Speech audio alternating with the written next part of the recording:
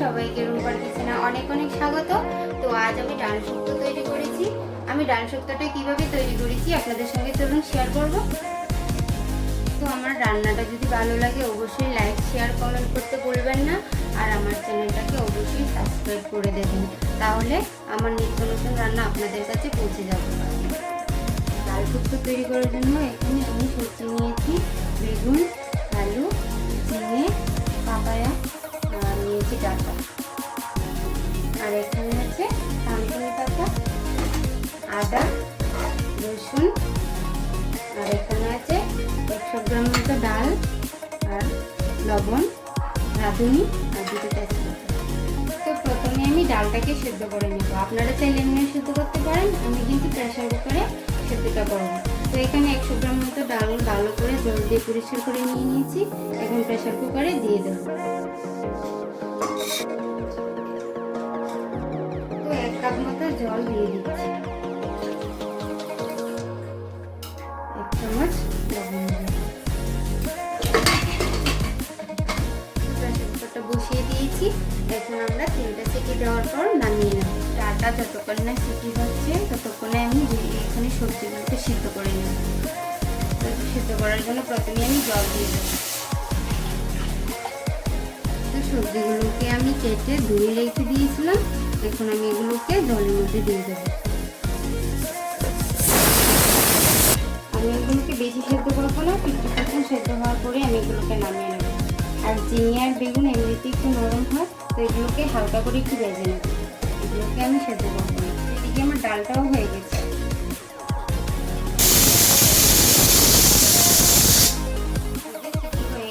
এখন আমি ডালটা নামিয়ে নেব।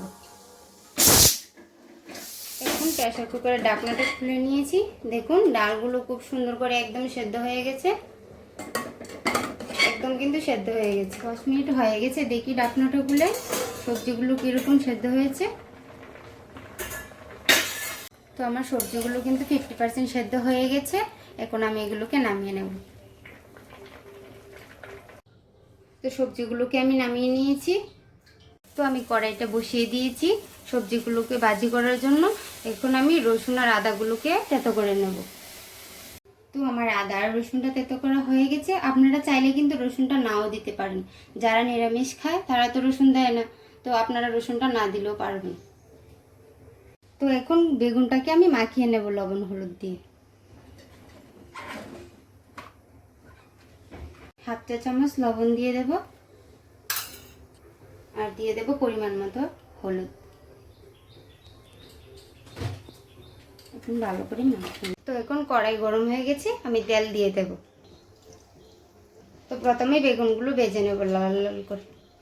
তো এখন তেলটা গরম হয়ে গেছে, এখন বেগুনগুলো দিয়ে দেব। এখন বেগুনগুলিকে হালকা করে ভেজে নেব। আমার বেগুনগুলি ভাজি হয়ে গেছে, এরকমভাবে লাল লাল করে ভেজে নেব। আমরা ঝিঙেটা ভেজে নেব। ঝিঙেতে লবণ হলুদ মাখবে না, তাহলে জল ছেড়ে দেবো। লবণ দিয়ে দেবো, পরিমাণ মতো হলুদ দিয়ে দেবো। তো আমার ঝিঙেগুলো ভাজা হয়ে গেছে, এখন আমি এগুলোকে নামিয়ে নেব। এখন শুক্তোটা রান্না করার জন্য এখানে আমি আরেকটু তেল দিয়ে দেব। দিয়ে দেবো 2টো তেজপাতা, 1/2 চা চামচ রাঁধুনি, আদা থেতো করা। আদাটা একটু হালকা ভাজি হয়ে গেলে দিয়ে দেব রসুনটা।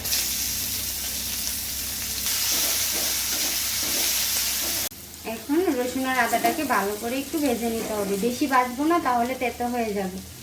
আদা রসুনের গন্ধটা চলে গেলেই আমি এখানে সবজিটা দিয়ে দেব, সেদ্ধ করা সবজিটা।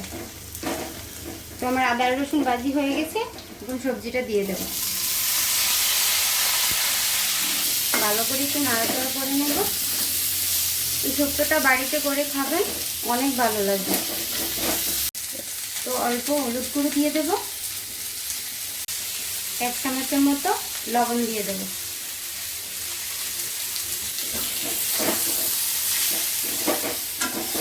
ডালটা সেদ্ধ হওয়ার পরে আমি 1.5 কাপ মতো জল দিয়ে দিয়েছি।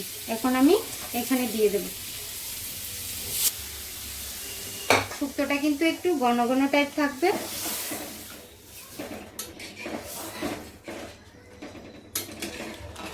কালারটা কত সুন্দর এসেছে। এরকমভাবে শুক্তো রান্না করলে কিন্তু শুক্তো কিন্তু একদম তেতো লাগবে না, আর অনেক ভালো লাগে খেতে। গরমের মধ্যে তো এই শুক্তোটা হলে আর কিছুই লাগে না। এখন 1 চা চামচ চিনি দিয়ে দেব। এখন থানকুনি পাতাগুলোকে কুচি কুচি করে কেটে নেব। ডালটা মোটামুটি ফুটে গেছে, এখন এই সবজিগুলো দিয়ে দেব।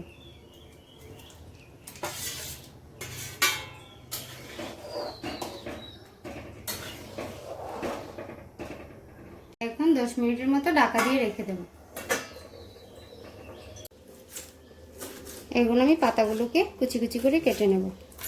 আপনারা চাইলে এগুলো কিন্তু পেস্ট করেও দিতে পারেন, তো আমি কেটেই দিয়ে দেব। আমার থানকুনি পাতাটা কাটা হয়ে গেছে, এটা নামানোর আগে দিয়ে দেব। 10 মিনিট হয়ে গেছে, এখন আমি ঢাকনাটা খুলে দেখে নেব। এটা কিন্তু একদম রেডি হওয়ার পর্যায়ে চলে এসেছে। এখন আমি থানকুনি পাতাটা দিয়ে দেব। সব সবজি কিন্তু ভালো করে সেদ্ধ হয়ে গেছে।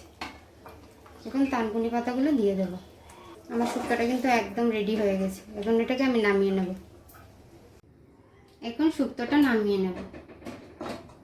দেখুন শুক্তোটা কত সুন্দর হয়েছে, একদম ঘন টাইপের কিন্তু হয়েছে। শুক্তোটা খেতে কিন্তু অনেক ভালো লাগে। আমার রান্নাটা যদি আপনাদের ভালো লেগে থাকে অবশ্যই লাইক, শেয়ার আর কমেন্ট করতে ভুলবেন না, আর আমার চ্যানেলটাকে সাবস্ক্রাইব করে দেবেন।